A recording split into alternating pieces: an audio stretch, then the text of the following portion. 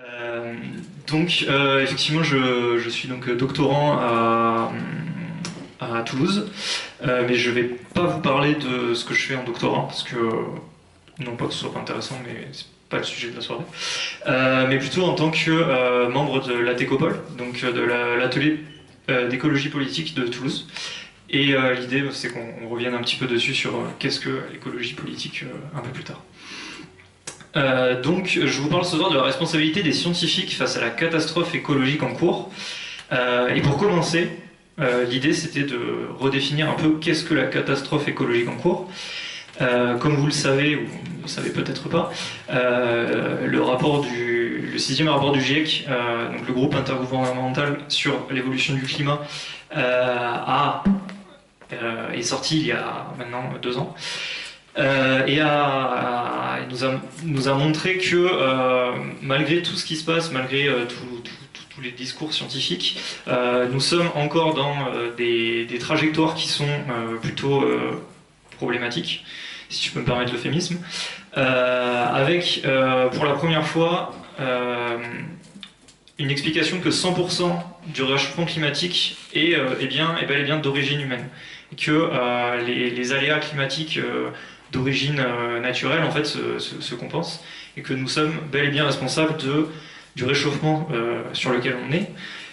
Donc aujourd'hui à plus 1,2 degré en moyenne depuis l'ère pré-industrielle, mais sur une trajectoire qui est plutôt de l'ordre de 3,5 degrés, avec un objectif d'accord de Paris de limiter le réchauffement climatique à plus 1,5 degré, et tout faire pour limiter aux 2 degrés, mais on voit qu'aujourd'hui le tout faire pour limiter sur les 2 degrés n'est pas encore atteint d'un point de vue des politiques. Ce schéma que je vous montre derrière, alors on s'est rendu compte qu'on ne voyait pas totalement ce qu'il y avait, mais l'idée c'est de représenter l'augmentation des températures au fur et à mesure des années, avec un certain nombre de scénarios. Donc vous voyez d'un scénario très élevé, plus vous allez vers le noir, plus il fait chaud. Et en fait, ce graphique est très marquant parce qu'il vous montre un petit peu, à l'âge où vous naissez, quelle est en fait la Terre que vous allez avoir. Et notamment une chose importante qui est que les décisions qu'on prend aujourd'hui vont avoir un impact sur le monde de demain, et que non, il n'est pas trop tard, mais il faut se dépêcher. Et qu'aujourd'hui, on est sur une augmentation assez haute, qui est plutôt de l'ordre de 3,5 degrés. Vous avez peut-être entendu notre ministre de l'écologie qui nous a dit qu'il prévoyait d'adapter la France à plus 4 degrés. Sauf que plus 4 degrés, on ne s'adapte pas, on survit. Et donc, comment réaliser en fait le gap qui existe entre aujourd'hui les problématiques écologiques actuelles et l'objectif de respecter l'accord de Paris. Un des premiers points est de comprendre que aujourd'hui, l'accord de Paris est incompatible avec le mode de vie occidental actuel, et que il va y avoir un certain nombre de choses à mettre en place qui vont être de plus en plus radicales au fur et à mesure qu'on ne fait rien. La deuxième chose qui est importante, c'est que chaque tonne de CO2 compte, et on le voit ici, c'est que il y a une réelle corrélation entre le CO2 et les gaz à effet de serre en général, ainsi que l'augmentation en température. Et donc, chaque tonne de CO2, chaque dixième de degré aura une influence énorme sur tout le reste de l'avenir climatique qui nous attend. Donc là, on a parlé plutôt au niveau global, mais en fait, on l'a vu, ce sont essentiellement les gaz à effet de serre qui posent aujourd'hui problème sur l'impact climatique. Et l'idée, c'est vraiment de comprendre qu'il n'y a pas de solution miracle, il n'y a pas une personne qui va devoir faire quelque chose pour tous nous sauver. C'est quelque chose qui va être systémique et qui va vraiment englober tous les acteurs. Donc évidemment, je me rends compte que mes schémas sont un peu petits. Mais nous avons en fait le Haut Conseil pour le climat qui nous montre que en fait, tous les secteurs industriels, de déchets, de transport, etc. actuels sont en cause et vont devoir diminuer. Et vous voyez à droite l'empreinte carbone en fait d'un Français moyen.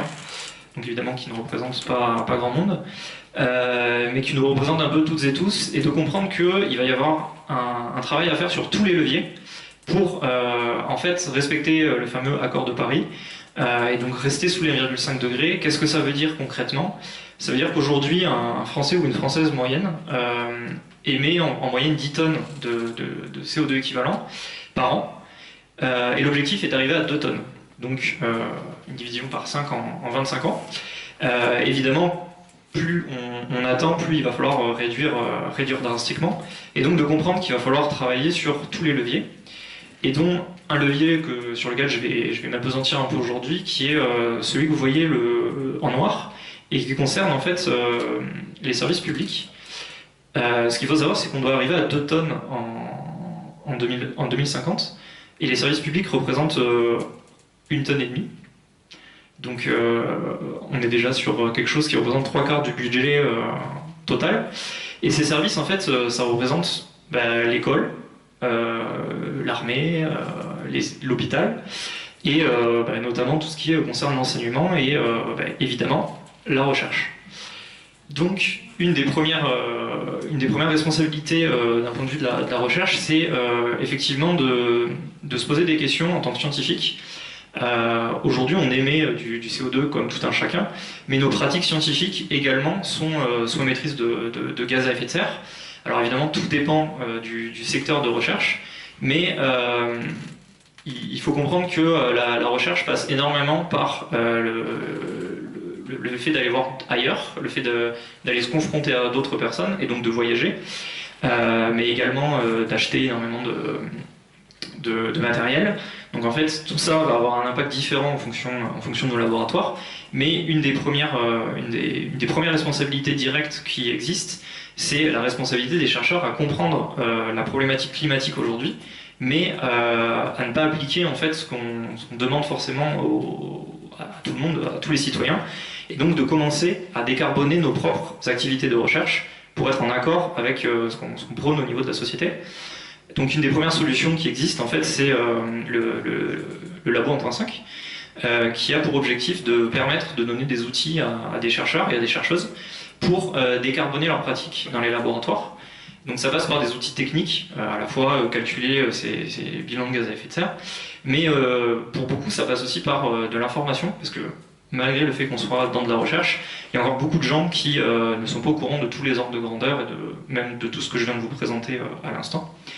Et donc l'idée c'est déjà dans un premier temps de commencer par le fait de travailler sur nous-mêmes. Dans un deuxième temps, je parlerai un peu plus de l'aspect systémique qui est important pour comprendre les problèmes écologiques actuels, les catastrophes écologiques actuelles. On parle beaucoup du climat, on parle à raison, hein, on parle énormément du climat parce que c'est un sujet qui a fini par percer, et notamment avec le fait qu'on voit en fait, on le sent dans notre chair, la chaleur, le fait qu'on puisse vraiment en discuter, au contraire par exemple de la perte de la biodiversité ou de l'acidification des océans, qui sont des choses beaucoup plus difficiles à faire percevoir aux autres. Mais l'aspect systémique a pour objectif ici de montrer que au-delà du climat, vous avez peut-être entendu parler de limites planétaires, de frontières planétaires, au nombre de 9, qui représentent, alors c'est une théorie, mais qui représente un certain nombre d'objectifs à ne pas dépasser, et dans lesquels il faudrait éviter d'aller trop loin, au risque de ne pas pouvoir revenir en arrière. Il faut voir un peu ces frontières comme un élastique sur lesquels on peut tendre petit à petit, jusqu'à ce que si on s'arrête, il revient à sa position initiale. Malheureusement, au bout d'un moment, il peut claquer. Et donc, le problème, c'est qu'aujourd'hui, on est plutôt sur 6 des 9 limites qui sont plus ou moins proches de claquer. Et donc, la question, c'est de savoir comment on réfléchit à ces problématiques-là. Et au-delà de ça, c'est rajouté une autre étude derrière, qui est de Kate Raworth, sur ce qu'on appelle la théorie du donut, qui est de dire, ok, on regarde les pratiques techniques, mais quid de tout ce qui va avoir un intérêt social et économique. Et donc en fait de faire rentrer là-dedans les droits de l'homme, le fait d'avoir le droit à l'éducation, le fait d'avoir l'équité entre les sexes. Et tout ça, ça va faire ce qu'on appelle une sorte de plancher minimal, où on va attendre à ce qu'un pays respecte ses planchers, puisque l'objectif, c'est pas seulement de vivre, on va dire, de respecter les limites climatiques, mais c'est aussi d'arriver à respecter ses limites tout en conservant des droits fondamentaux. Et aujourd'hui, en fait, il n'existe aucun pays au monde qui soit dans ce qu'on appelle ce donut, c'est-à-dire entre le plancher minimum et le plafond maximum, qui est ce plafond environnemental, et donc qui désigne un espace sûr et juste pour vivre pour l'humanité. Et pour aller plus loin de tout ça, c'est que on peut voir dans le système écologique, dans les crises écologiques actuelles, des crises également politiques, avec cette phrase de Chico Mendes qui disait « L'écologie sans lutte des classes, c'est du jardinage ». Et c'est-à-dire, aujourd'hui, on s'occupe beaucoup du climat, beaucoup de choses techniques, mais en fait, ça va beaucoup plus loin que ça, et ça va beaucoup plus loin que, pour les chercheurs, simplement chercher des données, mais d'aller beaucoup plus loin sur la réflexion qu'on doit avoir nous-mêmes dans nos pratiques de recherche. De là va se mener une sorte d'autocritique du scientifique qui va être de comprendre qu'il a à la fois des responsabilités directes du point de vue du reste de la population par ses pratiques de recherche et de commencer à questionner est-ce que les pratiques de recherche sont légitimes par rapport aux problématiques actuelles, mais également indirectes parce qu'on va avoir des réflexions également sur le thème éthique ainsi que sur tout ce qui est social. En effet, il faut comprendre que, notamment en France, la recherche est donc quelque chose de public, globalement. Mais pour devenir chercheur, on a eu accès à l'éducation.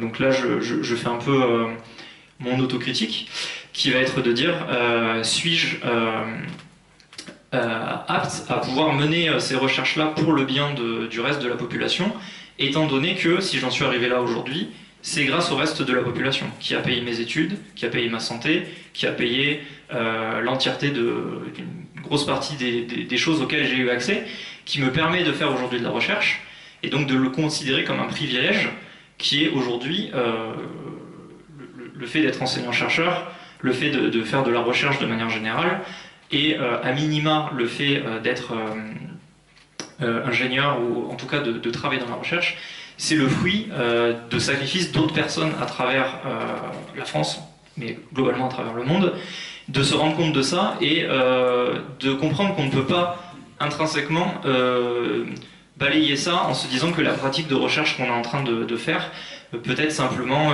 pour notre propre intellect, juste pour la réflexion personnelle et pour... ne peut pas avoir de but en soi et ne peut pas être critiqué d'un point de vue notamment environnemental. Ensuite, il faut aussi se rendre compte de la position des scientifiques dans l'espace public, qui est un peu à double tranchant, qui est à la fois très écouté, on peut le voir par certains scientifiques dans les médias. On a eu beaucoup l'exemple pendant le Covid, où en fait je pense que ça a été un moment charnière où la population de manière générale a pu comprendre un peu mieux comment se déroulait la recherche scientifique.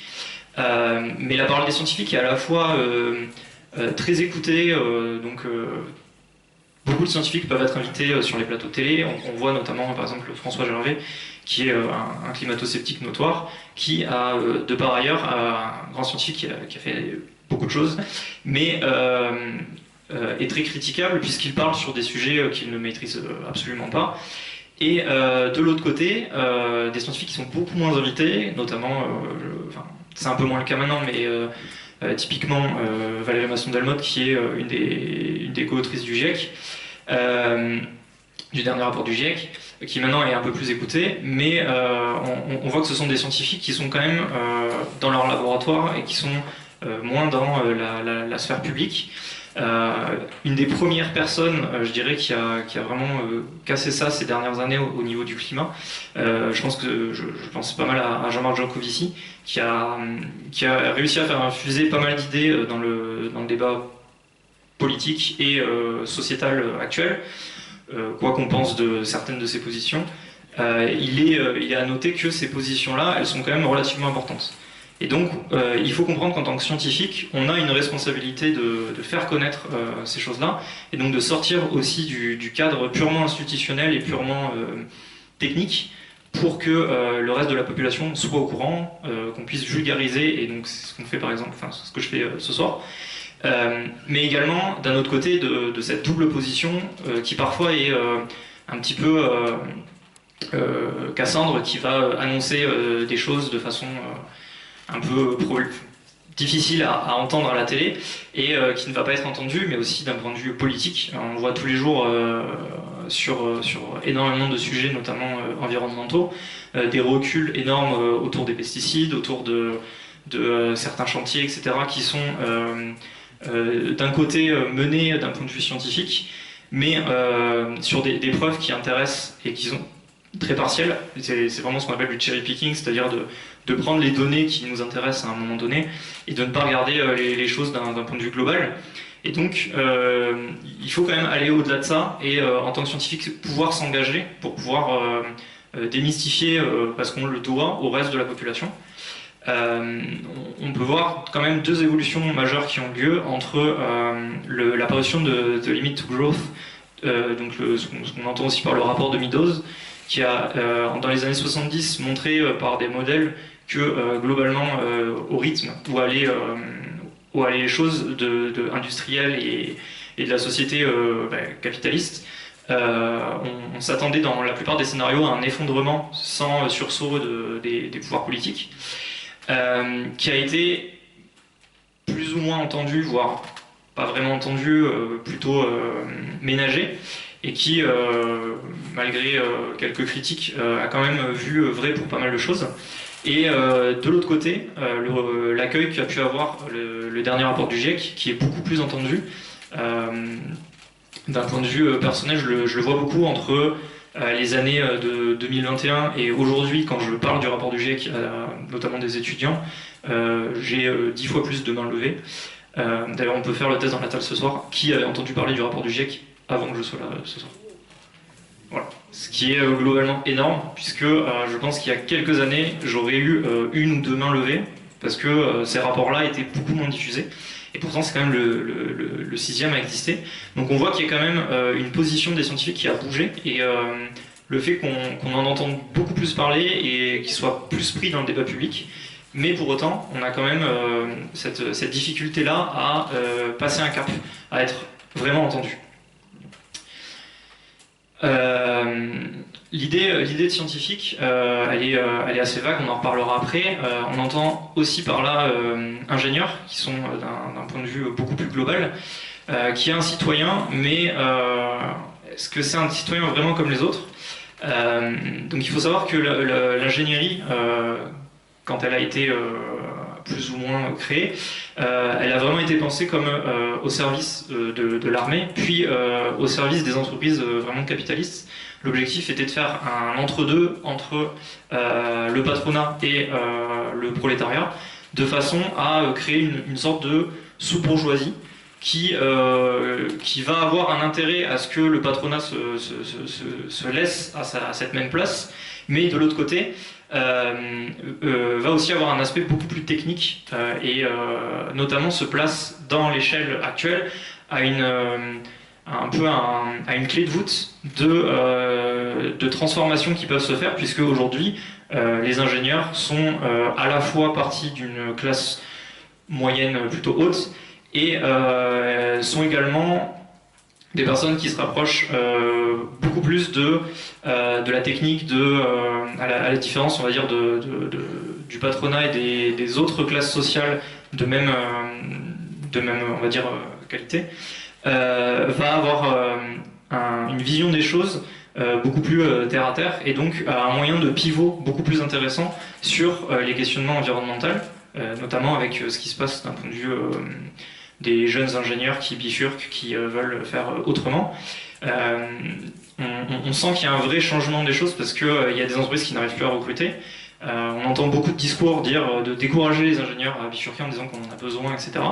Alors qu'au contraire, ça pose une vraie question parce qu'il y a un vrai rapport de force de l'ingénieur aujourd'hui sur la façon dont il peut faire bouger les choses. De l'autre côté, c'est aussi aux ingénieurs d'avoir cette responsabilité-là. Comme je le disais tout à l'heure, ils ont cette responsabilité de dire on a payé vos études, on a payé le fait que vous soyez là aujourd'hui. Donc c'est aussi le fait de le devoir demain au reste de la population et encore plus que les chercheurs de pas forcément utiliser ça pour aller faire du profit sans regarder les conséquences de ce que ça amène. Et si je vous le dis là, c'est parce que c'est une vraie problématique dans les écoles d'ingénieurs. Tous les étudiants que je rencontre avec qui je discute ont une vision vraiment des choses qui est tout m'est dû. Et donc, si je veux aller faire des études, c'est exclusivement grâce à mon mérite, puisque, évidemment, comme on le sait tous, nous sommes le fruit exclusivement de la méritocratie. Donc, expliquer ça à des ingénieurs, c'est souvent très difficile, puisque nous ne faisons pas de sociologie, puisque ça ne sert à rien pour l'entreprise. Et malheureusement, c'est en train d'arriver de plus en plus de poser des questions. Et ces questions-là, justement, elles arrivent à faire bouger l'ingénieur parce que malgré tout, c'est surtout parce qu'il n'a pas été exposé à ces questions-là qu'il n'en a pas eu la réflexion. Mais en réalité, à partir du moment où vous lui exposez des choses d'un point de vue un peu rationnel, vous avez la possibilité de le faire bouger. Et donc, tout ça, c'est vraiment d'arriver à faire comprendre à une classe classe de la société un peu entre guillemets élite, même si j'aime pas trop ce mot, de comprendre quelle est leur position et leur rapport de force et de leur montrer qu'ils peuvent faire bouger les choses, que ce soit au sein des entreprises, au sein d'autres groupes économiques, et de leur montrer qu'ils ont une responsabilité directe mais à la fois indirecte. À la suite de ce propos-là, donc je vous disais tout à l'heure que les scientifiques, c'était un mot un peu fourre-tout. En fait, on l'entend beaucoup à la télé, mais si je vous parle de scientifiques, certains vont voir des personnes en blouse blanche, d'autres, je ne sais pas, peut-être des ingénieurs, comme vous avez peut-être été ingénieurs parmi vous. Mais en fait, on englobe un peu dans ce fourre-tout des gens qui font des choses complètement différentes, puisque la science englobe des choses à la fois techniques, mais c'est aussi dans les sciences, tout ce qui est SHS, sciences sociales. Et tout ça, c'est quelque chose qui n'est pas forcément vu. Si on parle de scientifique à quelqu'un, il ne va pas forcément penser à un historien ou à un sociologue au premier abord. Et en réalité, c'est quand même une problématique parce qu'on crée là-dedans un flou artistique. Et dans la question initiale de quelle est la responsabilité des scientifiques, en fait, on crée déjà un problème dans qui doit être concerné par ce problème. Et en réalité, ce problème, il est concerné par toute la classe qui a fait des études, qui fait des études plus ou moins hautes, que ce soit dans la recherche à proprement parler, ce que je développe un peu plus ici, ou simplement dans de l'ingénierie, ou même dans de la technique un petit peu pure. Deuxième point qu'il faut noter sur la responsabilisation, c'est l'idée qu'il y a une dépolitisation et une neutralité des chercheurs et de la science en général. Ce qu'il faut bien comprendre, c'est qu'en fait, la science, elle vous permet de déterminer dans quel état on est actuellement. Elle peut vous donner des pistes pour arriver à des états futurs, mais elle ne peut pas vous dire en tant que tel quel est le bon ou le mauvais état. Ça, c'est le rôle de la politique. Pour autant, on peut, en tant que chercheur, avoir une vision des choses éthique et morale qui nous permet de nous extraire aussi de l'aspect purement technique de la science et d'avoir un avis et de pouvoir conseiller. Et donc ça, c'est une position importante. On ne peut pas, en tant que chercheur, se cacher exclusivement derrière la notion de neutralité de la recherche et cette notion de dépolitisation de la recherche, parce que la recherche est politique. La recherche, elle est d'abord politique parce que les sujets de recherche qu'on aborde, ils sont éminemment politiques. Si aujourd'hui on fait de la recherche et qu'on subventionne la recherche en IA, c'est parce qu'on a des intérêts derrière, parce que des industriels en ont besoin, parce que l'État veut avoir de la recherche en IA. Pourtant, ce qui est marrant, c'est que l'IA, quand ça a été inventé, quand ça a été développé, notamment par Yann Lequin, au tout début, c'était pas du tout pris en compte comme quelque chose de très intéressant. Et donc, il faut se rendre compte que c'est quelque chose qui a été très très rapide. Et en réalité, on voit bien qu'on mène de la recherche dans certains sujets spécifiques et pas dans d'autres, parce qu'on a un intérêt derrière. Et tout ça, c'est un intérêt politique. La plupart de la recherche, elle est subventionnée. Cette subvention, notamment des industriels, elle a un axe précis, et donc on a derrière des intérêts politiques qui sont les intérêts d'industriels qui cherchent à faire du profit. Un exemple typique dans la recherche, moi en tant que doctorant en technique, donc en écologie industrielle, qui reste quelque chose de globalement assez technique et intéressant pour des entreprises, j'ai un doctorat qui est financé pendant 3 ans. Je suis sûr de toucher, j'ai l'équivalent d'un CDD. Si vous faites de la recherche en sociologie, vous pouvez faire votre doctorat en travaillant à côté, donc ça veut dire potentiellement des doctorats de 5, 6, 7 ans, voire même des doctorats en littérature qui peuvent vous prendre 10 ou 20 ans, parce que vous êtes obligé de faire votre doctorat en travaillant à côté. Et peut-être que vous vous êtes dit, oui, mais faire un doctorat en littérature, c'est quand même plus difficile de trouver un métier après. Pourquoi ? Pourquoi c'est plus difficile ? Parce qu'il n'y a pas d'intérêt économique direct à faire un doctorat et de la recherche poussée sur les virgules dans Proust. Je le dis parce que je sais que quelqu'un a fait ça, et je lui dis bravo, parce que franchement, je suis avec toi. Mais en fait, il y a tout un intérêt derrière à faire cette recherche-là. Et pour vous le montrer, il y a un truc simple, c'est qu'il y a une chercheuse qui a fait de la recherche sur les toupies à un moment donné. Et il se trouve que en fait, c'était quand même plutôt utile parce que sans ces recherches, on n'aurait aujourd'hui pas de GPS, puisque les toupies ont permis de faire des gyroscopes qui nous ont permis de mettre dans les satellites et de garder en fait des coordonnées GPS toujours fiables.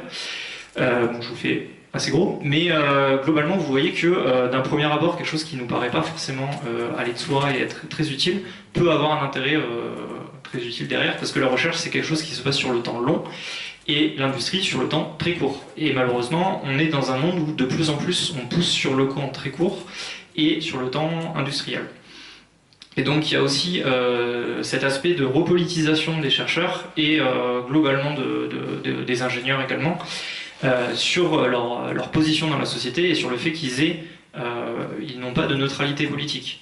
Enfin, quelque chose d'important à retenir, c'est que la neutralité politique, c'est toujours être du côté de l'oppresseur. Et donc, lorsqu'on ne fait rien, on admet que l'état actuel des choses nous convient parfaitement, ce qui est plutôt vrai pour des ingénieurs blancs, cisgenres, hétérosexuels, mais qui, pour une partie de la population, n'est pas totalement le cas.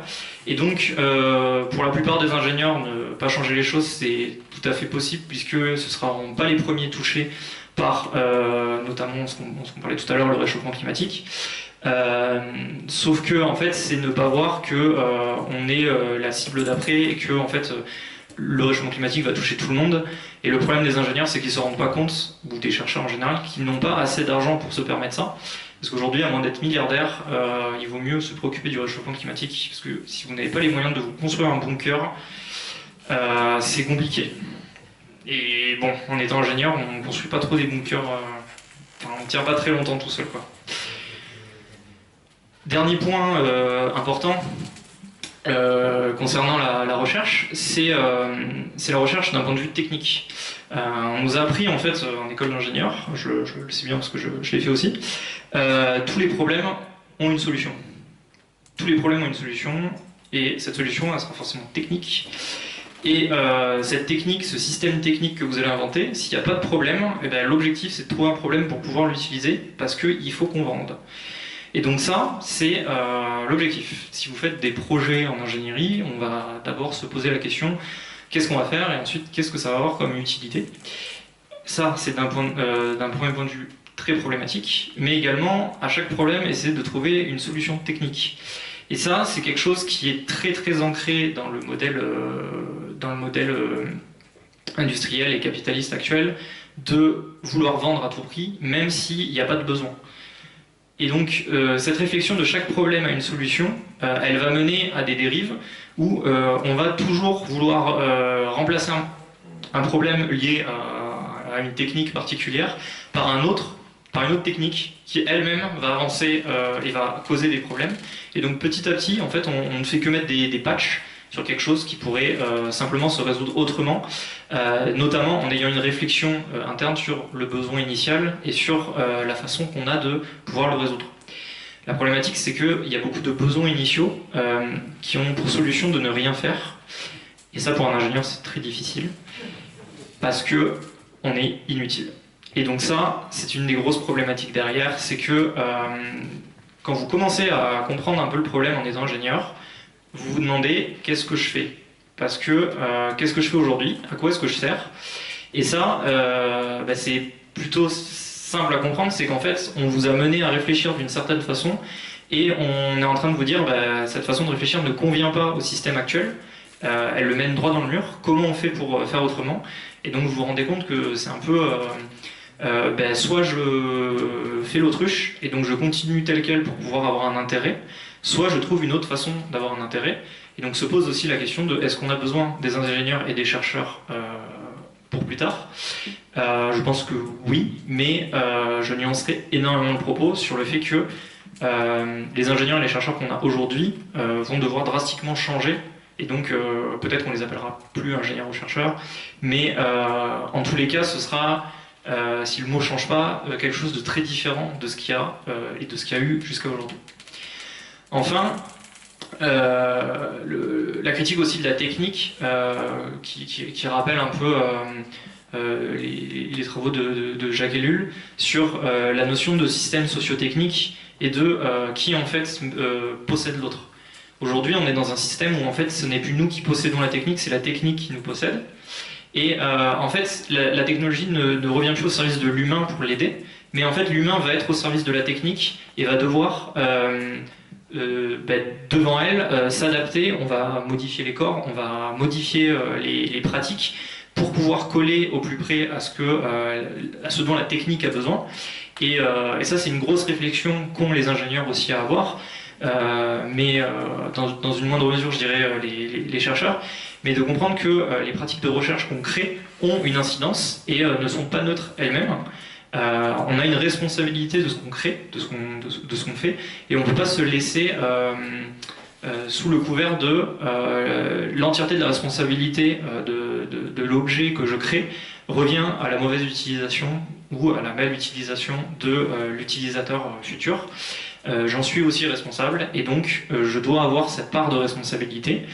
Et typiquement, lorsque je réfléchis à la construction d'une voiture, est-ce que je réfléchis aux conséquences qu'elles vont avoir, comme le fait de est-ce qu'on a encore besoin de voiture, comment on fait, quelle voiture, quel poids de la voiture, quelle efficacité de la voiture, ou est-ce que je me dis on m'a demandé de faire une voiture et moi je suis ingénieur et ça m'amuse de résoudre des problèmes, donc je vais faire une voiture un peu plus efficace parce que c'est ce qu'on m'a demandé, sans avoir une réflexion plus globale par rapport à ça. Et donc ça, c'est un des derniers points de vraiment critique sur l'aspect de la recherche vis-à-vis de... l'aspect de problématiques de recherche et dans quelle mesure, en tant qu'ingénieur ou chercheur, on est responsable de ce que l'on fait, même si on n'avait pas prévu que ça se passe comme ça. Donc, maintenant que j'ai dit on a plein de problèmes de responsabilité, etc., l'idée c'est de se dire en tant que chercheur ou en tant qu'ingénieur, est-ce qu'on peut changer les joueurs sans changer les règles du jeu? Est-ce qu'on peut finalement tout changer sans rien changer? Alors, aujourd'hui, il y a un certain nombre de personnes qui nous vendent ça, et qui globalement ont repris, alors, on va dire dans leur langage, toutes ces choses-là qui sont ce qu'on appelle globalement du greenwashing ou du technosolutionnisme, à dire nous on a une super idée, vous n'allez rien changer et tout va mieux se passer. Le problème c'est que si on ne l'a pas fait avant, c'est sûrement qu'il y avait un petit problème, et donc en général quand on vous vend ça, c'est que un truc qui va changer, c'est que la personne va effectivement y gagner, mais pas forcément le reste de la population. Alors, dans un premier temps, si on veut critiquer le système, au-delà de critiquer les individus, parce qu'effectivement, en tant que chercheur, en tant que scientifique, on vit dans un système qui nous contraint, qui est notamment, dans un premier lieu, l'institution et la production scientifique. Donc si vous venez pas d'un milieu de recherche, c'est peut-être quelque chose que vous ne savez pas forcément, mais pour faire de la recherche, on est mené à publier des articles, parce que publier des articles, c'est bien, ça vous fait des statistiques, et avec ces statistiques, on dit est-ce que vous êtes un bon ou un mauvais chercheur. Et donc, notamment, on a eu l'exemple avec Didier Raoult qui avait un très bon indice parce qu'il se mettait son nom sur plein de papiers. Mais c'est un exemple parmi d'autres sur le problème en fait qui n'est pas typiquement de l'humain, en fait, qui est un problème typique du système. Mais ce qu'il faut savoir, c'est que en tant que citoyen, en fait, vous nous payez 3 fois pour faire de la recherche. Vous nous payez pour publier des articles, parce qu'en fait, quand on publie un article, on doit payer le journal. On doit payer pour lire les articles. Parce que, en fait, alors moi je ne paye pas personnellement, hein, mais disons que mon école, l'université, donc vos impôts, payent pour qu'on puisse avoir accès à des articles pour pouvoir les lire.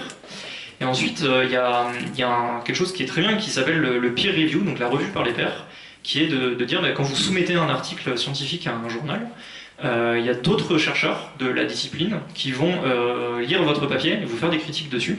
Vous ne les connaissez pas, vous ne saurez jamais qui c'est, mais ils vont critiquer votre article pour que, ensemble, on puisse améliorer l'état de la science. Et sauf que ça, en fait, on le fait dans son temps de travail, donc on est également payé par ses impôts pour faire ça, qui n'est pas forcément reconnu. C'est-à-dire que si vous relisez énormément d'articles, et donc vous corrigez des papiers scientifiques, vous allez me dire, c'est hyper utile. Ça n'a pas vraiment d'intérêt pour la carrière d'un chercheur. De la même façon que si vous faites de l'enseignement, pour un chercheur, ça n'a pas vraiment d'intérêt. Et donc, vient là un des problèmes qui est pourquoi est-ce qu'aujourd'hui on doit payer tout ça pour pouvoir avoir accès à la science? Qu'on doive payer le travail qui est fait, c'est une chose, mais pourquoi payer pour en fait faire un travail qui rapporte énormément d'argent à des journaux qui sont détenus par, finalement, c'est également un procédé purement capitaliste de profit, de récupérer de l'argent sur le travail de la recherche publique. Donc se développe de plus en plus ce qu'on appelle l'open science, qui vise à des pratiques de recherche beaucoup plus ouvertes, à ce que les papiers soient libres et à ce que la plupart des données scientifiques soient le plus libres possible. Donc personnellement, moi, c'est ce que j'essaye de faire le plus possible dans ma recherche. Mais encore une fois, je suis doctorant, donc c'est pas moi qui ai la principale voix au chapitre de certaines décisions, même si, à force de forcer énormément, on arrive à beaucoup de choses. Et donc, on voit encore que c'est une question de prendre position à un moment donné sur le fait de, en tant que chercheur, dire non, je ne suis pas d'accord avec telle pratique. Et donc, à mon échelle, je le refuse. Mais à mon échelle, c'est une chose. Comment le faire à l'échelle, on va dire, un peu plus globale?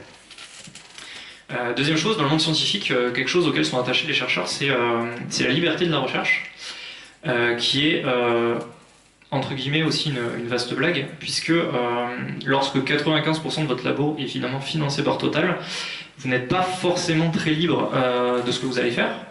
Sauf qu'aujourd'hui, alors je prends Total, ça pourrait être n'importe quelle autre entreprise, mais globalement, il faut comprendre que énormément de labos de recherche dépendent aussi de financements privés. Et donc en fait, si vous dites à un chercheur, bah oui, mais en fait, pourquoi tu ne fais pas de la recherche là-dessus, bah, il va vous dire, ouais, mais personne ne va me payer pour faire ça. Et donc, la question, c'est de dire, est-ce que cette recherche, elle est vraiment libre? Parce que, est-ce que si tu pouvais tout chercher, est-ce que tu ferais vraiment de l'intelligence artificielle pour savoir comment développer des slips connectés entre tout le monde? Ou est-ce que ton idéal, ce serait d'aller, je ne sais pas, chercher les virgules dans Proust, comme quelques-uns ont eu la chance de le faire? Mais l'idée, en fait, c'est vraiment de dire, est-ce que cette recherche, elle est vraiment libre? Et est-ce que tu ferais pas les choses autrement si tu avais la possibilité d'être financé et de ne pas... de pouvoir vraiment avoir une recherche qui est ce que tu penses être la bonne voie à un moment donné. L'autre question qui va se poser, c'est la liberté de la recherche, oui, mais à quel prix? À quel prix économique? Parce que la liberté de la recherche, ça sous-entend aussi que vous, en tant que citoyen, vous payez pour qu'une des personnes puisse faire de la recherche sur certains sujets. Mais c'est aussi à quel prix de dire on a un temps de cerveau fini, disponible, comment on fait pour l'allouer à des pratiques prioritaires? Parce qu'aujourd'hui, c'est d'une certaine façon se dire, ok, bon, bah, ce qui est prioritaire, c'est l'IA, globalement l'IoT, globalement des trucs qui font buzzword et qu'on entend, on ne sait pas trop ce que c'est, mais ça a l'air cool. Surtout que j'ai vu que vous aviez quelqu'un qui venait sur l'IA et qui vous en parlera mieux que moi, mais qui vous dira que globalement, c'est des scies embriqués les uns dans les autres et un petit algorithme derrière. Mais pas grand chose forcément d'exceptionnel. Et à la suite de ça, de commencer à réfléchir à comment on change aussi ce système-là, est-ce qu'on en a envie? Et en tant que chercheur, le critiquer ouvertement et pas d'être passif par rapport à ça.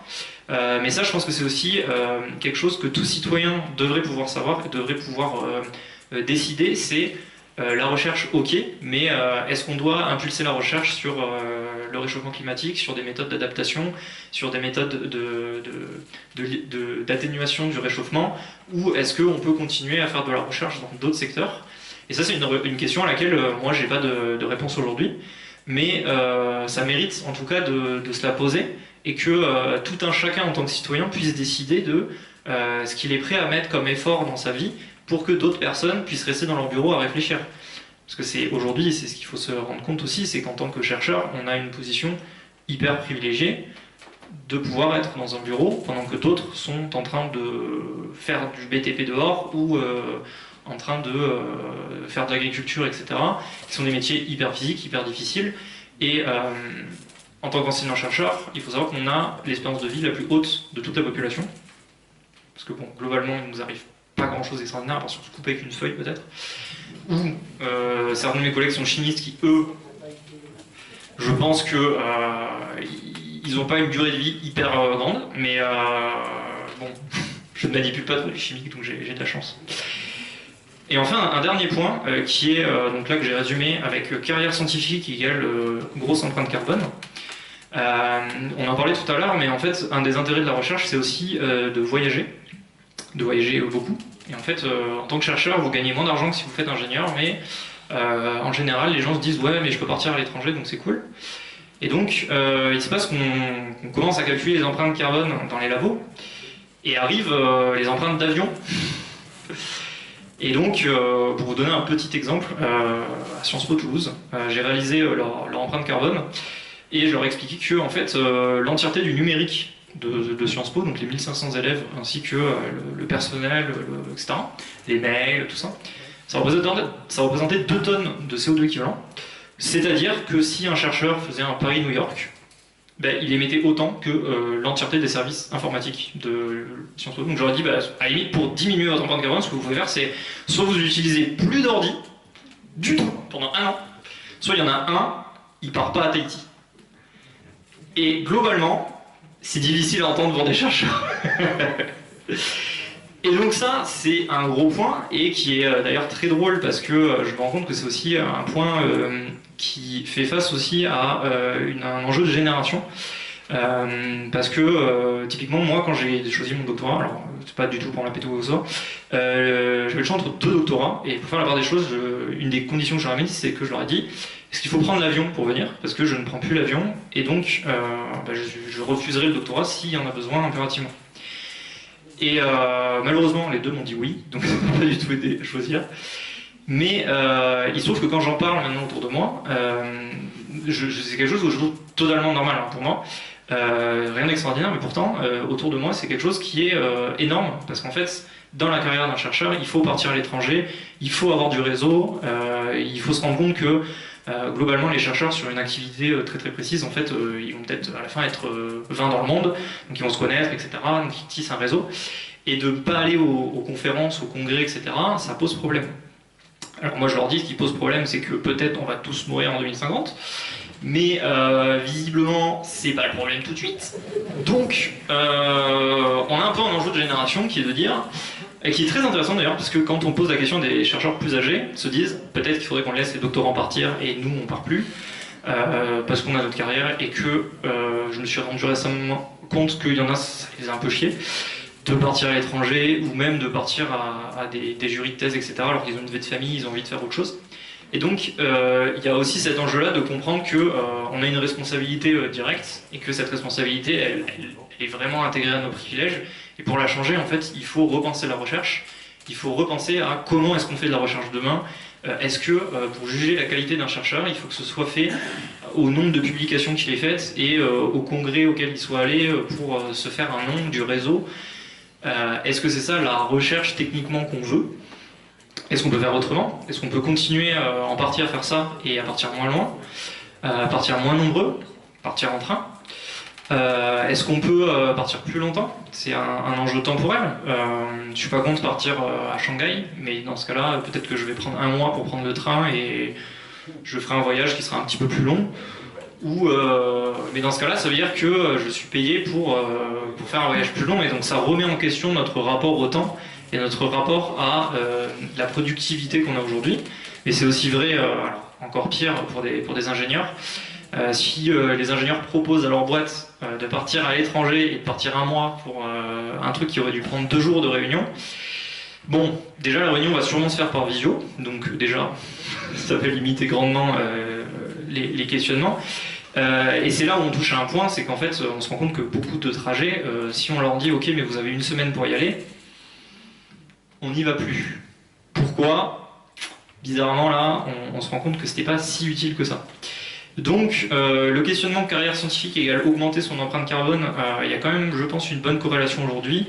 Le fait est qu'il peut beaucoup changer, et ça c'est quelque chose qui est quand même très facile à changer, puisqu'il suffit de dire je ne prends pas l'avion, ou je ne prends pas tel transport, ou je ne ferai pas cette réunion.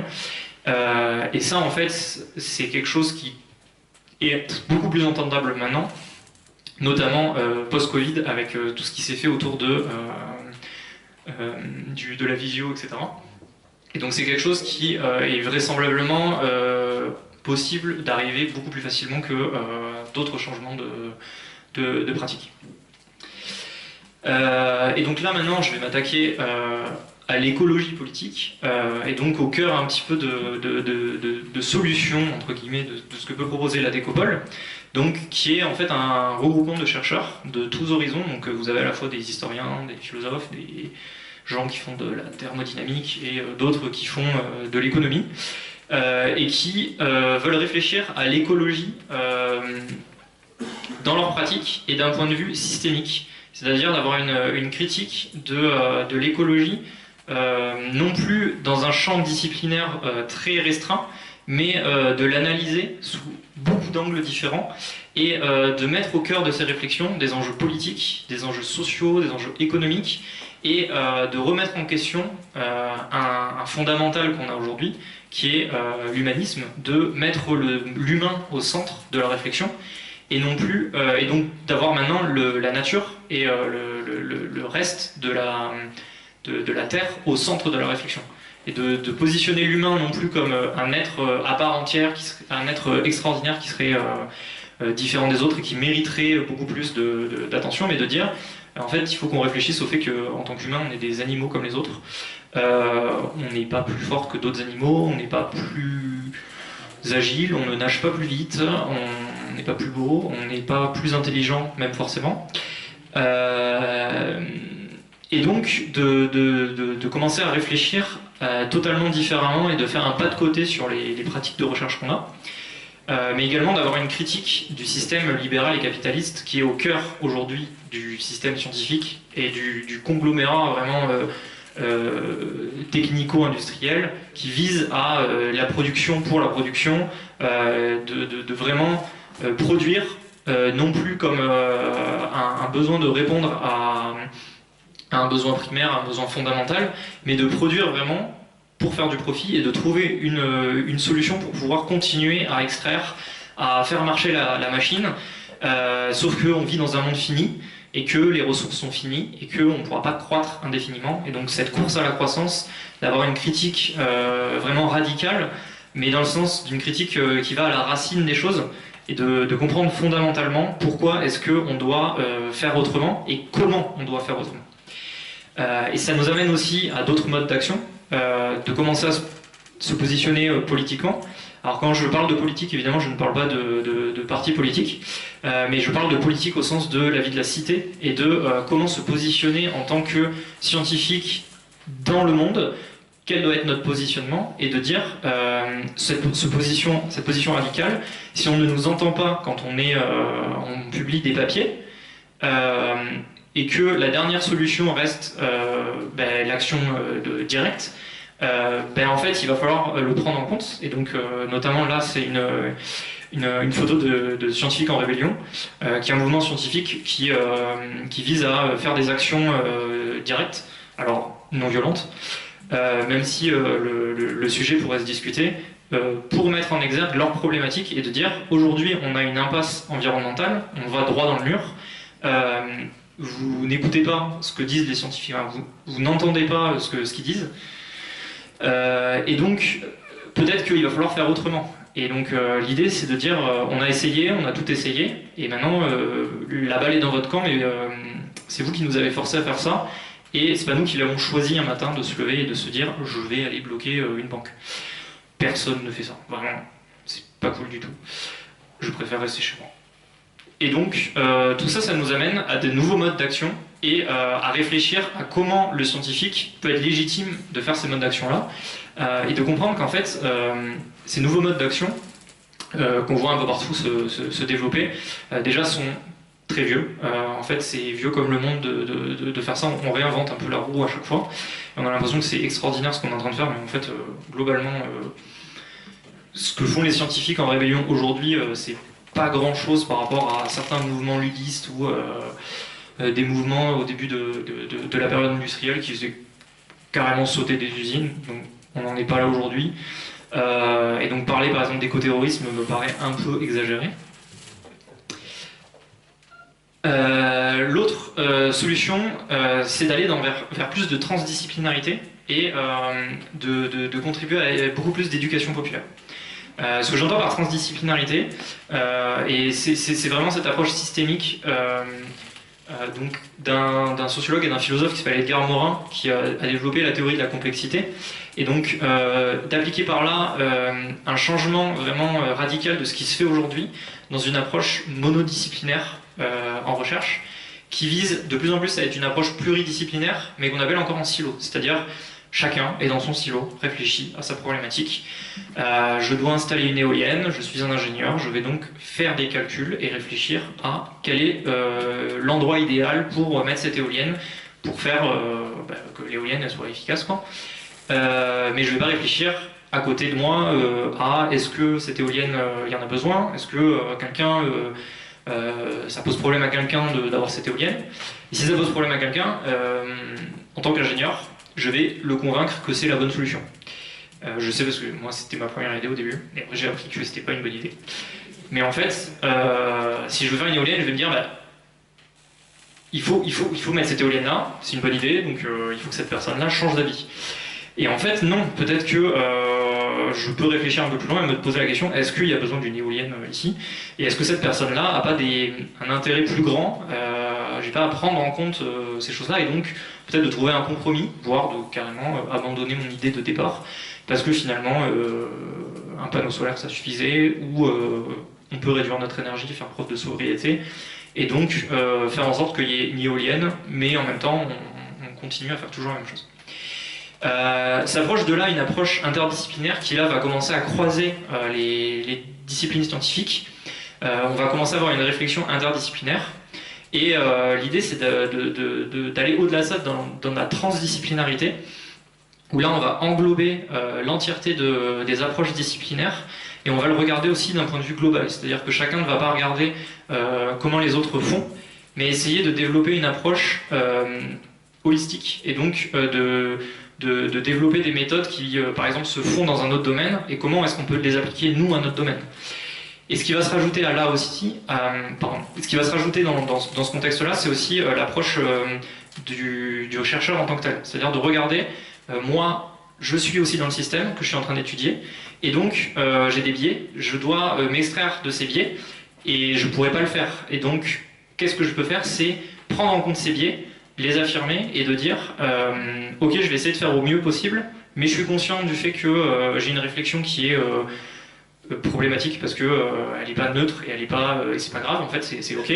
Je vais essayer de réfléchir à comment je peux associer toutes ces disciplines, comment on peut réfléchir ensemble et comment on peut réfléchir d'un point de vue méta à pourquoi nous on a réfléchi comme ça, d'avoir une réflexivité sur notre propre réflexion. Et là, on va rentrer dans quelque chose qui est d'un point de vue scientifique beaucoup plus intéressant, mais qui va poser énormément de questions et qui va être beaucoup plus complexe, c'est le cas de le dire, beaucoup plus compliqué pour les chercheurs. Je continue sur la transdisciplinarité au-delà de la recherche.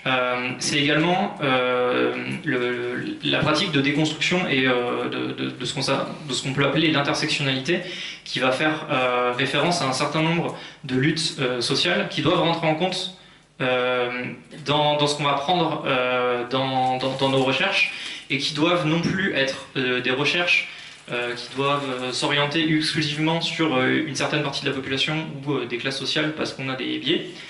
Un exemple concret, pour vous expliquer ça, il se trouve qu'aujourd'hui on diagnostique beaucoup plus de TDAH, donc de troubles de l'hyperactivité, chez les filles et chez l'ensemble de la population. Et en fait, ce qui est très marrant, c'est que jusqu'à il y a très récemment, on pensait que le TDAH et adulte n'existait pas. Alors c'est con, parce qu'à 18 ans, vous n'aviez plus de traitement, ça s'arrêtait. Alors je suis personnellement concerné, donc c'est pour ça que je me permets de faire ces explications. Et on pensait aussi que le TDAH n'existait pas chez les femmes. Pourquoi? Parce qu'il n'y a aucun test qui a été fait chez les femmes. Voilà. En fait, on s'est dit, on ne fait pas de test chez les filles. Et donc ça, c'est un biais misogyne, enfin très sexiste, qui a eu lieu parce que on a une vision, à un instant T, on a une vision de la femme, de la petite fille, de la façon dont les garçons se comportent et de la façon dont ils extériorisent leur TDAH, qui est complètement différent de ce que peut faire une petite fille. Et la société a tellement modelé les petites filles à, par exemple, ne pas être hyperactives qu'elles masquent leur TDAH. Et donc, il est beaucoup plus difficile à diagnostiquer que les hommes. Mais c'est également le cas sur certaines maladies où on a découvert que les femmes noires avaient plus de douleurs que les femmes blanches sur certaines pathologies. Mais on ne le savait pas parce qu'on pensait que c'était de la simulation. Et donc, il y a des gros biais qui sont faits dans certaines études de cas où on prend moins en compte la douleur chez les femmes noires que chez les femmes blanches. Pourquoi? Encore une fois, des biais. Et donc, cette transdisciplinarité, elle doit aussi s'accompagner d'une réflexion sur la transdisciplinarité, on va dire, d'un point de vue aussi social, sur même les pratiques techniques, sur les pratiques qu'on va faire, même des maths, qui peuvent être quelque chose de hyper abstrait. Si on n'y fait pas attention, ça va mener à ce que, par exemple, il y ait moins de femmes qui fassent des maths, parce qu'on va leur dire que c'est fait pour les hommes, et donc ça c'est un biais assez connu, et on voit là que c'est très problématique. Ensuite, on a une autre solution qui est l'éducation populaire, qu'on prône beaucoup, et qui est, en fait, j'ai mis une petite photo ici, parce que, et donc, on a eu en plus, enfin, je m'intègre déjà à votre groupe, c'est génial. Vous avez ici obtenu un label d'éducation jeunesse et éducation populaire. Et donc, c'est aussi cette idée de sortir le scientifique de son laboratoire. Alors, ça se fait de plus en plus. Je ne nie pas qu'il y a beaucoup d'avancées là-dessus, mais qui reste encore faible pour mener la science vers la population et ne pas restreindre le savoir à une population précise, mais également de donner des clés de compréhension au reste des gens, parce que c'est bien beau de venir avec des choses hyper complexes, mais si on n'arrive pas à les vulgariser, si on n'arrive pas à donner les clés de compréhension aux personnes, c'est quelque chose d'aussi très problématique. Ça permet quand même d'orienter le débat politique et public, et on l'a vu autour du réchauffement climatique et des problèmes écologiques.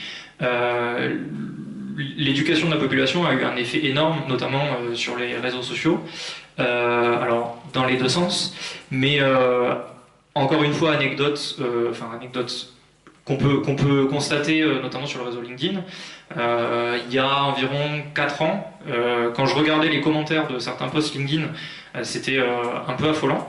Alors c'était très drôle parce que j'étais tombé à l'époque sur un post de Jean-Marc Jancovici qui questionnait le tourisme spatial. On lui disait que bon, globalement, il faisait un peu chier tout le monde. Mais aujourd'hui, si vous allez sur LinkedIn, Jean-Marc Jancovici, c'est une des personnes les plus suivies. Et en fait, à force de faire du rabâchage de plein de trucs, mais il se trouve que maintenant, il y a des armées de gens qui viennent répéter les mêmes messages avec des sources. Et en fait, je sais globalement que certaines entreprises n'osent plus poster de peur de faire du greenwashing et d'avoir des bad buzz. Donc il y a des réflexions plus longues sur est-ce qu'on va faire ce genre de post parce que en fait aujourd'hui un ministre de l'économie peut se faire rembarrer par n'importe qui d'entre vous et faire en sorte qu'il y ait énormément de personnes bien intentionnées, mais qui viennent lui rappeler les problématiques. Ça peut être quelqu'un d'une entreprise qui va vendre, je sais pas, l'avion vert, et à qui on va ressortir des articles, on va ressortir des techniques scientifiques, et en fait, on se retrouve avec des ingénieurs qui ont repris à leur compte le côté rationnel, et qui vont le refaire passer dans l'autre sens, et donc c'est un peu l'arroseur arrosé de ce côté-là. Et donc c'est là où on voit tout l'intérêt de faire sortir les pratiques scientifiques à l'extérieur. Mais l'autre chose, c'est de faire aussi rentrer les pratiques de tout un chacun dans les pratiques scientifiques, et notamment de questionner qu'est-ce que c'est la science, la technique, et qu'est-ce qu'est une technique qui est valable. Est-ce que des savoirs, on va dire, qui sont transmis de génération en génération, mais qui ne sont pas étudiés, des savoirs artisanaux, peuvent aussi être considérés comme des pratiques scientifiques, au même titre que des pratiques qui sont institutionnelles. Et donc ça, c'est aussi des questionnements qui sont à revoir de qu'est-ce qu'on va juger être scientifique aujourd'hui, qu'est-ce qu'on va juger comme étant valable. Et enfin, dernier point, mais je pense que c'est pour moi le plus intéressant, c'est ce qu'on appelle le refus de parvenir. C'est de refuser. C'est-à-dire, en tant que scientifique, de refuser, alors ça peut être un voyage, un prix, un financement, mais de refuser le système tel qu'il est et de ne pas accepter, quoi qu'il en coûte, ce qui va advenir, et de rester en accord avec ses propres principes, en me disant bah, tant pis, je ne ferai pas cette conférence puisqu'il faut que je parte en avion et je ne l'accepterai pas. Alors ça, c'est quelque chose qui est donc qui est issu plutôt du mouvement anarchiste et de désobéissance civile. Donc issu notamment de Henry David Thoreau, donc pour ceux qui ne le connaissent pas, qui a un peu théorisé la désobéissance civile, qui était un philosophe américain qui a refusé de payer les impôts qu'il devait à l'État américain pendant la guerre de sécession, parce qu'il abhorrait l'esclavage et qu'il considérait qu'il n'avait pas payé les impôts pour des esclavagistes. Et donc il est allé en prison, parce qu'il a dit que, pour lui, il était responsable, c'est-à-dire qu'il prenait entière responsabilité de ce qu'il faisait, et il était prêt à aller jusqu'au bout en disant bah, je suis prêt à aller en prison puisque je commets un acte qui est répréhensible, de ne pas payer mes impôts. Et donc il a théorisé ses premiers principes de désobéissance civile qui sont de dire bah, je me mets en désaccord avec la loi actuelle, quitte à en subir les conséquences, mais en ayant l'espérance de pouvoir faire changer les choses. Et donc, sans rentrer forcément dans des considérations légales, c'est également ce qui se passe dans beaucoup de mouvements de désobéissance civile qui en fait n'ont pas forcément vocation à faire changer les choses tout de suite, mais ont vocation à aller vers du jugement, vers quelque chose qui montre un peu le problème dans le système, de dire pourquoi est-ce qu'on va mettre en prison pour faire tel genre de choses, et donc de commencer à mettre en exergue les problématiques du système pour que les gens commencent à s'en emparer et dire bah, peut-être qu'il faut changer la loi, parce qu'on a tendance souvent aussi à penser que la loi c'est quelque chose d'inviolable, etc., de très important. Mais en réalité, la loi elle change tout le temps, et il y a quelque temps l'esclavage était autorisé, c'était légal, et pourtant aujourd'hui c'est pas quelque chose qui serait super cool. Donc on peut imaginer que un certain nombre de choses peuvent changer justement parce qu'à un moment donné des gens se sont dressés pour que les choses changent. Plus récemment, sur le sujet, vous avez le livre de Corinne Morel-Darleux qui s'appelle « Plutôt couler en beauté que flotter sans grâce », qui fait pas mal à écho à ce que je veux faire de ma vie. mais qui est de dire je sais que je pourrais faire ça, je sais que je pourrais par exemple gagner, je sais que je pourrais avoir une position sociale beaucoup plus élevée. Je sais que par exemple j'aurais dû sortir de mon école d'ingénieur et rentrer chez Thales et gagner plein de sous. J'ai choisi de refaire des études dans l'écologie. Globalement, j'en suis très content parce que quand je vois mes collègues qui sont sortis d'école depuis 3-4 ans et qui ont déjà la moitié des burn-out, je me dis que bon, j'ai pas pris une mauvaise décision quand même.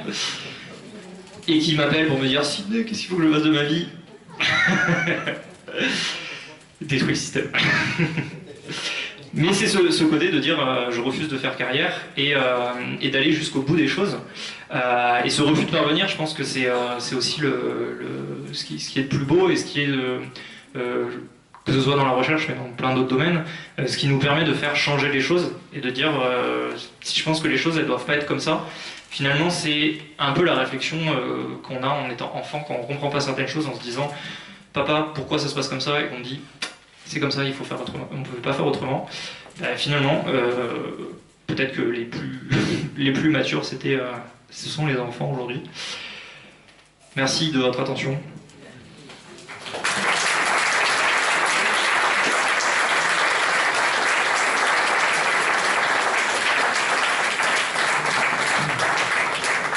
Je ne sais pas si des questions étaient prévues.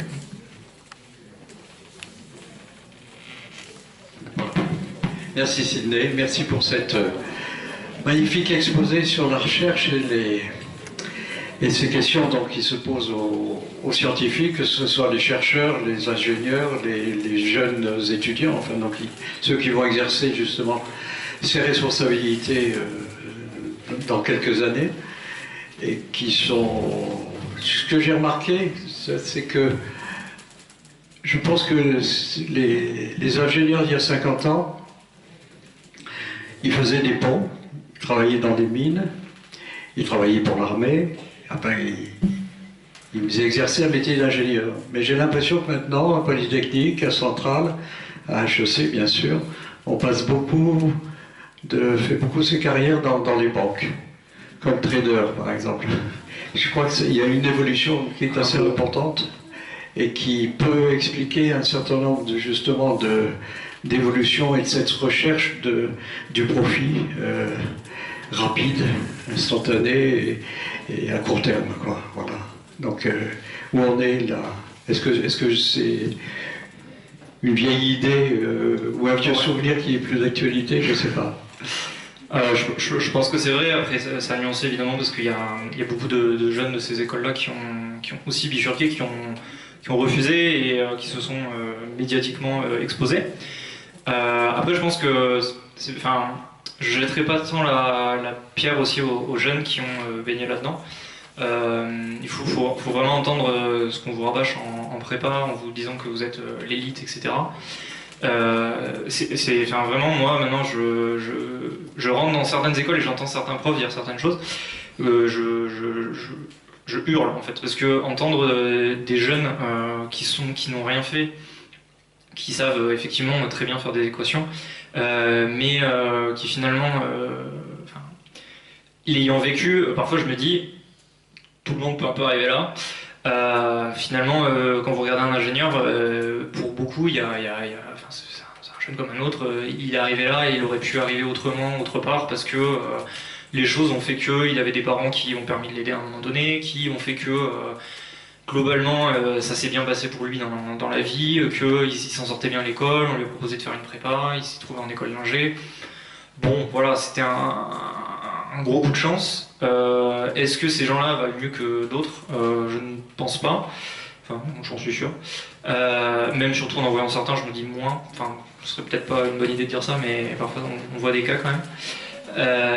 Et donc il y a quand même ce truc de se dire, effectivement, est-ce qu'avant ils étaient plus techniques, etc. qu'aujourd'hui? Je pense que ça dépend vraiment des écoles, parce qu'il y a des écoles qui sont très techniques, d'autres moins. Mais je pense que ça dépend aussi de ce qu'on vend aux jeunes, de ce qu'on leur vend en termes d'imaginaire, qui est aujourd'hui de dire, franchement, si vous allez dans une école d'ingé et que vous leur demandez qu'est-ce que vous voulez faire, là, il y en a plein qui vous disent je vais faire ingénieur et puis dans 3-4 ans je vais faire manager. Alors moi, la première fois qu'on m'a dit ça, un prof m'a dit ça, je me suis dit, moi je me suis fait chier à faire 2 ans de prépa, je vais pas vers manager tout de suite, j'espère que les maths elles vont me servir longtemps quand même.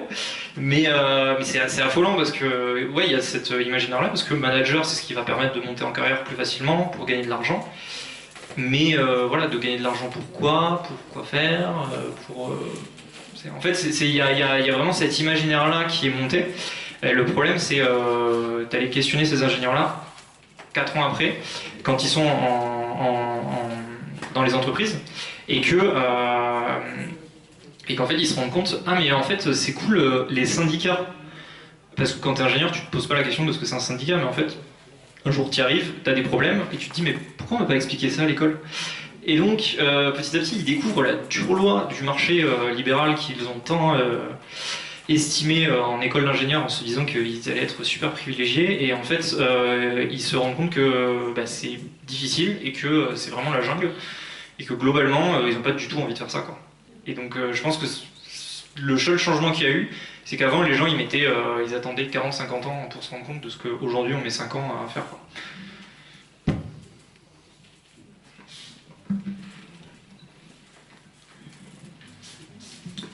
Merci beaucoup, malheureusement. Bonjour Sydney, merci. Tu as pris comme exemple tout à l'heure, pardon, je suis un ancien de la science, alors le tu Oh, pas de souci, pas de est souci. non négociable. Le tutoyer, il n'y a pas de problème. Merci. Tu as pris comme exemple tout à l'heure la fiche de l'événement. Oui. Moi, je voulais dire que tu représentes, enfin le thème et la façon dont tu as abordé ton thème représente très exactement ce pourquoi pas mal d'entre nous sont là, je pense, c'est-à-dire essayer d'avoir un champ de vision. Je rappelle qu'on a 60 degrés d'angle vers l'intérieur et 90 vers l'extérieur avec notre œil. Donc au total, ça fait quand même pas mal, mais plus on l'élargit, mieux ça vaut. Je vais commencer par me torpiller moi-même, comme ça on pourra me tailler des croupières, et c'est bien. J'ai passé 10 ans dans l'aéronautique, et en l'espace Votre est parfait. Et en l'espace de 2 mois, j'ai cramé mon crédit avion Made in Jancovici, puisque j'ai fait 4 continents, 3600 heures de vol, des centaines de destinations, etc. Donc voilà, donc effectivement, oui, il y a des fois où on est dans le système, on ne voit pas très bien, on a des œillères. Et avant ça, j'étais dans la science. Et donc, ce dont tu parlais tout à l'heure, c'est-à-dire quel est le but? Est-ce qu'on va vraiment produire quelque chose de manifestement progressiste qui va faire avancer? Je me rappelle, quand j'étais en biologie végétale, avoir rencontré un gars qui étudiait des vers des cavernes. Il étudiait des vers des cavernes, mais pas tous les vers, les nématelmintes. Donc c'est pas les vers avec les anneaux comme les lombrics, c'est les vers nématodes, ceux qu'on trouve dans les pots de fleurs qui bouffent nos plantes, etc. Il étudiait ça. Et autant que je sache, il a fait ça toute sa vie. Et alors à quoi ça sert? Ça servait notamment dans les capteurs photosensibles. Parce que ces animaux se dirigent par le principe de protéines, d'inversion osmotique cellulaire, etc. Et ça est très, très utilisé dans les circuits bioélectroniques. Et ça a bien marché. Mon parcours est passé par l'INRA, etc. Et alors, dans ce que tu disais, il y a une réflexion qui est importante, mais il y a aussi peut-être une abîme pour le scientifique, c'est-à-dire que le scientifique est aussi un problème en lui-même. C'est ce que tu as un peu développé dès le début de ton propos en disant nous avons une part importante dans ce qui arrive, c'est-à-dire nous créons aussi du déchet, de la consommation, nous produisons, donc nous produisons peut-être plus qu'il ne le faut. Maintenant, j'ai complètement changé de domaine. Et il y a 20 ans, très exactement, quasiment jour pour jour, au mois d'avril 2004, j'ai travaillé avec Jean-Marc Jancovici sur un projet de documentaire. Et à l'époque, Jean-Marc Jancovici était totalement inconnu. Totalement. Personne ne savait qui c'est en dehors des gens qui l'avaient invité. Et il avait travaillé avec nous et il avait déjà ce discours-là d'aujourd'hui très structuré, très rentre-dedans, très affirmatif. Donc, et il ne s'excluait pas de la responsabilité de tout ça. Alors, quand tu disais, oui, mais justement, c'est large. C'est ça le problème. Donc comment fait-on quand on est scientifique comme toi et qu'on veut apporter de l'eau au moulin en essayant de trouver des solutions, mais en ayant l'impact le moins... Est-ce que la visioconférence suffit ou alors est-ce qu'il faut avoir justement une visio mais beaucoup plus globale que ça? Bon. Bonne question. Oh.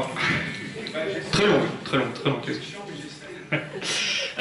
Alors là c'est une question un peu plus personnelle. De mon point de vue, en fait, c'est un peu une question qu'il faut se poser tout le long de son parcours. Moi, en fait, très rapidement, j'ai fait du coup une école d'ingénieur en électronique. J'ai découvert un peu l'écologie et tout, donc j'ai dit ah c'est cool machin, on va tous crever. Et donc j'ai dit ok, peut-être l'électronique, je peux faire autre chose. Et donc je me suis dit je vais faire une thèse dans le climat. Et donc là ils m'ont dit alors t'es mignon mais en fait tu pars un peu de loin. J'ai fait un master en écologie pour me remettre dedans. Là je me suis dit mais en fait est-ce que t'as vraiment envie de faire une thèse, tout fout le camp, c'est la merde. Et il se trouve que finalement j'ai quand même tenu à faire une thèse parce que c'est rigolo. Et globalement, je me suis dit, ok, j'ai envie de faire quelque chose qui soit pertinent pour l'avenir, mais en ayant toujours une réflexivité sur qu'est-ce que je suis en train de faire.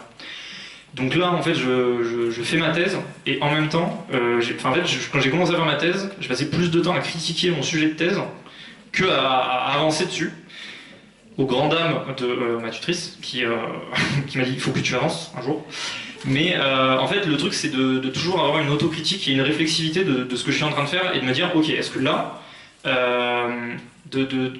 en fait, je pense que c'est vraiment un truc en amont de réfléchir à qu'est-ce qui est important pour soi, à fixer ses propres lignes rouges, etc.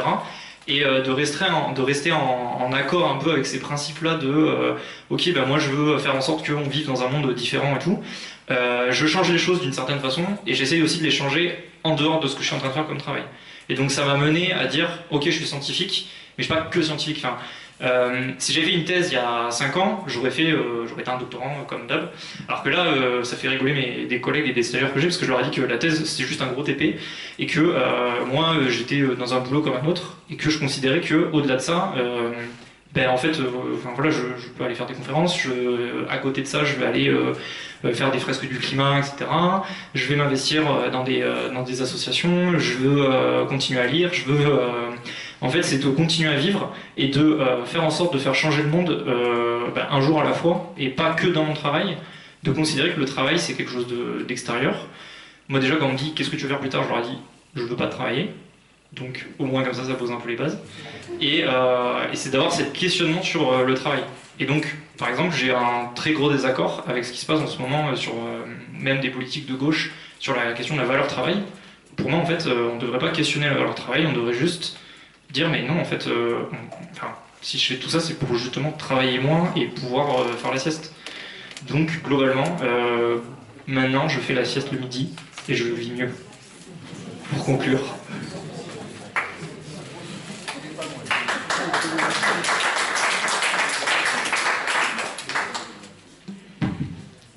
Tout ce que vous m'avez évoqué, ça me fait penser au gros conflit de génération qu'il y a entre moi et ma maman qui a plus de 80 ans. Quand je lui explique qu'on peut se passer d'un frigo alors qu'elle acheter son premier frigo à 20 ans, ça a été une conquête incroyable. Qu'on peut se passer d'un aspirateur et qu'on peut faire le ménage autrement, elle ne peut pas le concevoir. Et je pense qu'il y a un très très gros conflit de génération pour certaines personnes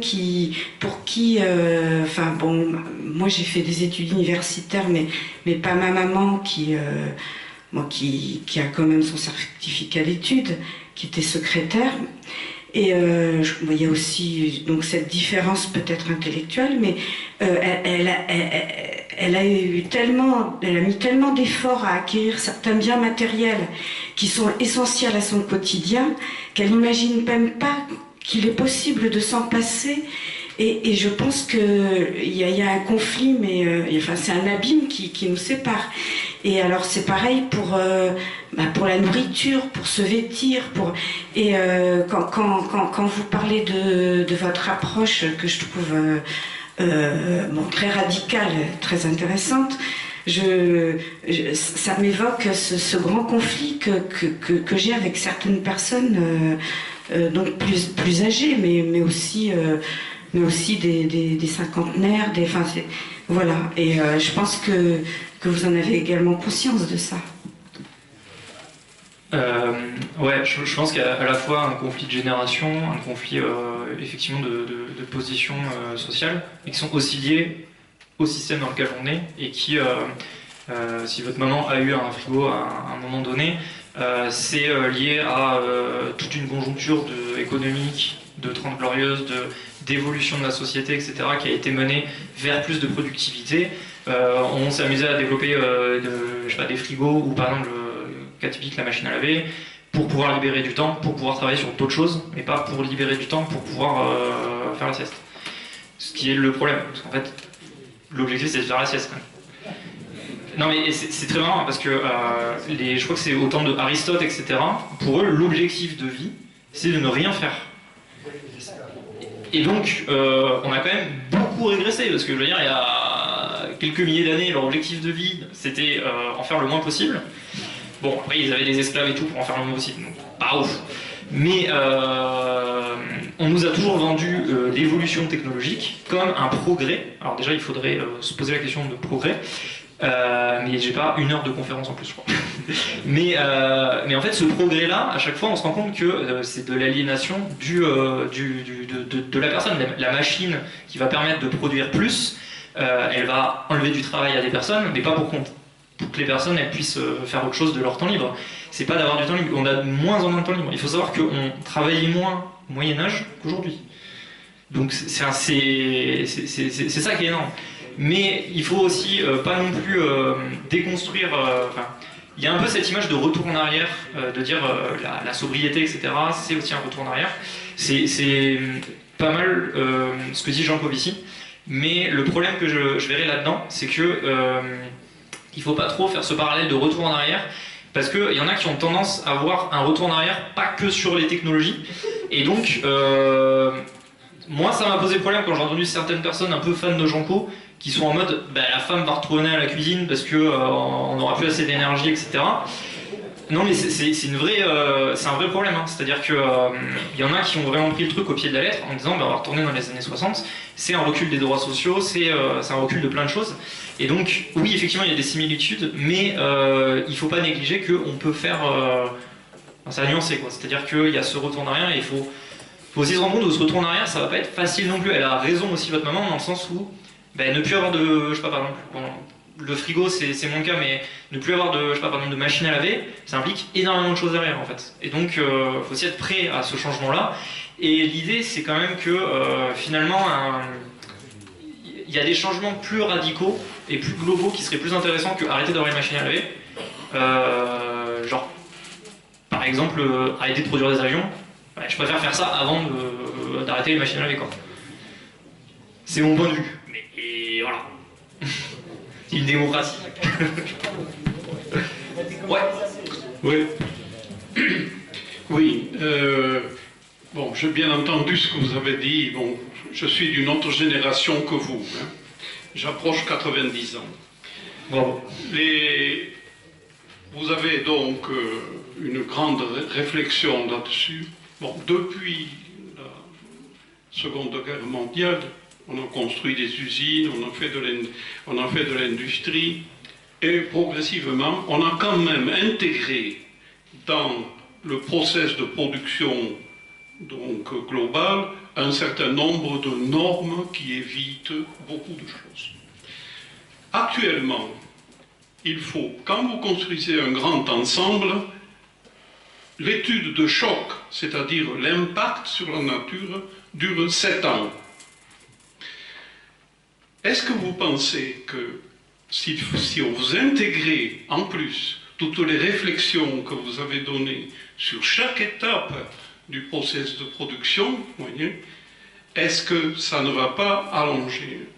Je vous ai dit 1% pour la France globalement, les 99% sont ailleurs. Est-ce que vous pensez que la Chine, l'Inde, le Brésil ont ces intégrations que vous avez eues, et quelle va être la position de la France et en particulier de son industrie et de notre niveau de vie dans le futur? Alors ça c'est une question qui revient assez régulièrement. Je vois un peu deux questions que je vais prendre. Dans un premier temps, c'est le côté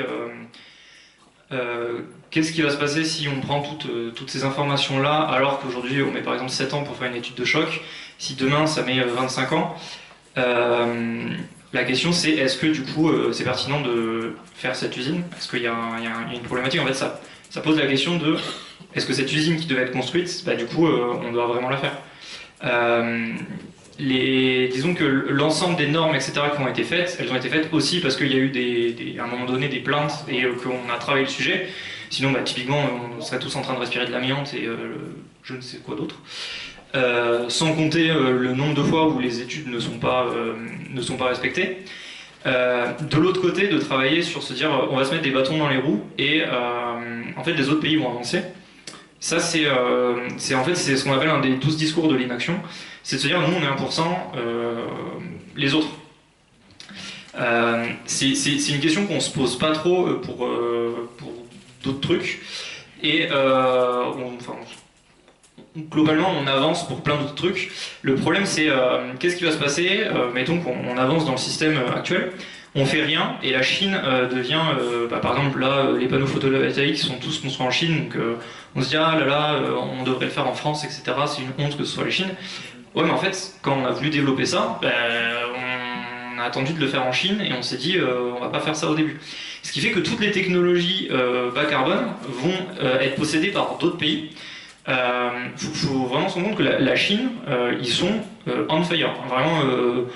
Eux, leur objectif, c'est... alors, eux, ils sont bien capitalistes, hein, mais ils font ça avec du pétrole, du charbon et tout, mais si on leur dit il faut que vous fassiez ça autrement et ça évitera de... Enfin, ça vous fait plus de rémunération, etc., eux, ils vont le faire. Hein. Moi, là, je travaille sur les parcs éco-industriels. En Chine, c'est insane. Genre, vraiment, ils en construisent partout. Dans les études que je suis en train de lire, ils en construisent partout. Ils font que ça. Ils réfléchissent même pas pourquoi ils le font, ils le font. Donc déjà, je comprends, c'est une question que je me pose aussi, apparemment ils n'ont pas trop compris pourquoi ils le faisaient, mais visiblement tout le monde le fait maintenant, même sans avoir à chercher derrière. Le questionnement, c'est que les gaz à effet de serre, c'est des choses qui restent en fait. Donc on regarde les 1% des émissions qu'on fait aujourd'hui, mais en réalité ce qu'il faut rechercher, c'est les gaz à effet de serre depuis l'ère après-industrielle. Parce qu'en fait le CO2 reste dans l'atmosphère et met du temps à partir. Et en fait, tout le développement économique qu'on a aujourd'hui, c'est fait au détriment des autres pays. Et donc, on n'est pas 1%. En fait, on est déjà plusieurs dizaines de pourcents avec l'Europe, on va dire, au global, en termes d'émissions de CO2, liées au fait qu'on s'est développé au mépris d'une partie de la population et des populations des autres pays. En réalité, si on ramenait les émissions de gaz à effet de serre par personne au fur et à mesure de leur augmentation, donc de ce qui a été stocké dans l'atmosphère et en prenant en compte l'entièreté de la population, en fait la Chine pourrait continuer à émettre, alors que nous on aurait dépassé notre quota depuis un bon moment, parce que nous on émet depuis beaucoup plus longtemps. Le truc c'est que eux ils émettent beaucoup plus, mais si on regarde par habitant, au final en Chine ils sont 1,5 milliard, ils émettent énormément mais ils sont aussi beaucoup. Donc il y a ce double problème de se dire ok, en fait on est responsable aussi depuis un moment et si la Chine tend à se développer, nous on s'est développé, c'est aussi un peu dégueulasse de dire aux autres pourquoi est-ce que vous vous développez pas. Mais ça pose aussi la question de est-ce que les autres doivent se développer comme nous et donc de pousser à ce qu'ils puissent faire en sorte de ne pas se développer en faisant les mêmes erreurs que nous entre guillemets. Et donc ça c'est un tout autre problème. Enfin, je dirais il y a quand même une problématique dans cette réflexion là. Alors déjà il y a 192 pays donc 1% ça fait plus que ce qu'on est censé si on était tous égaux. Mais c'est aussi de dire pourquoi est-ce qu'on regarde les autres et nous on commence pas.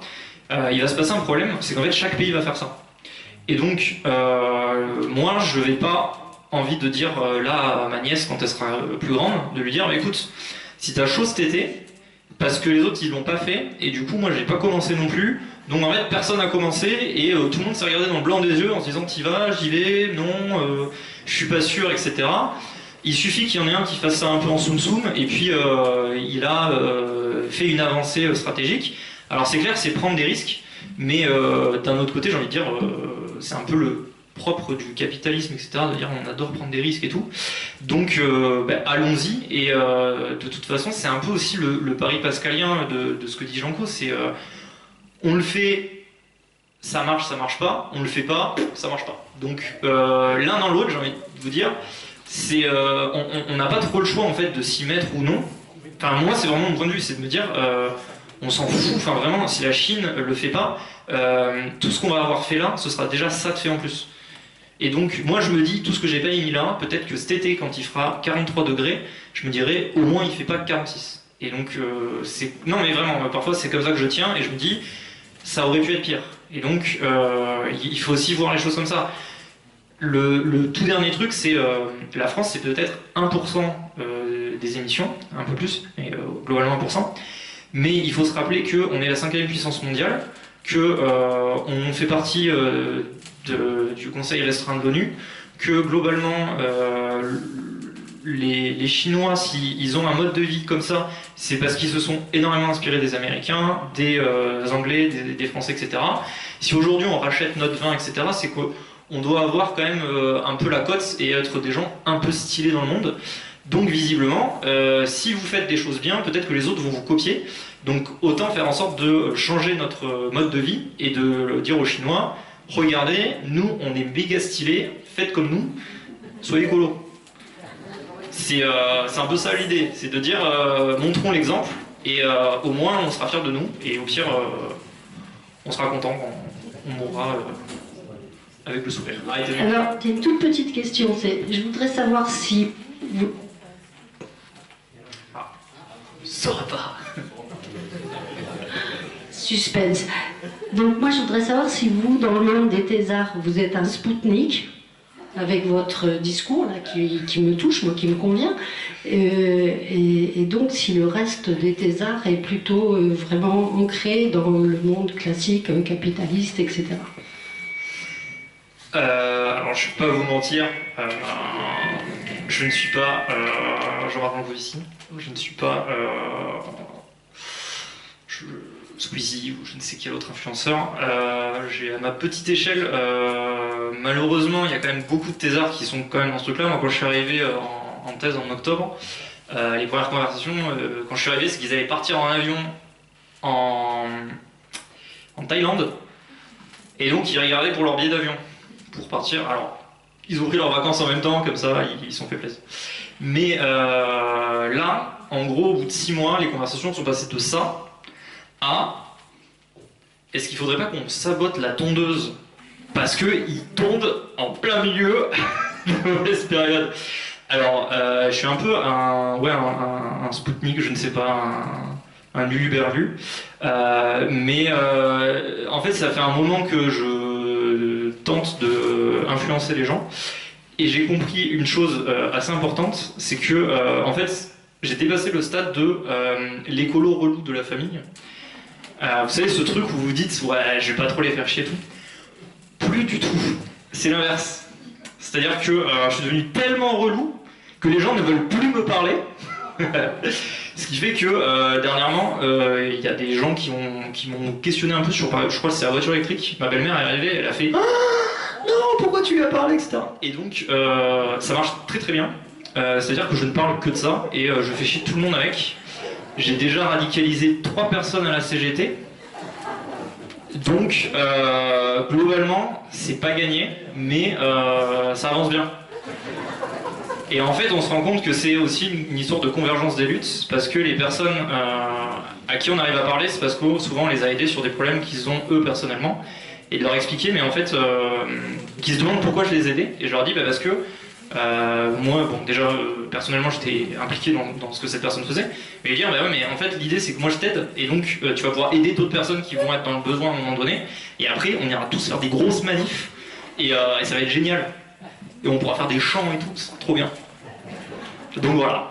Et donc, ça a l'air super cool, et les gens se disent, mais ouais, on va devenir écolo et tout, ça va être trop bien. On va partir en train, on va pas partir en avion.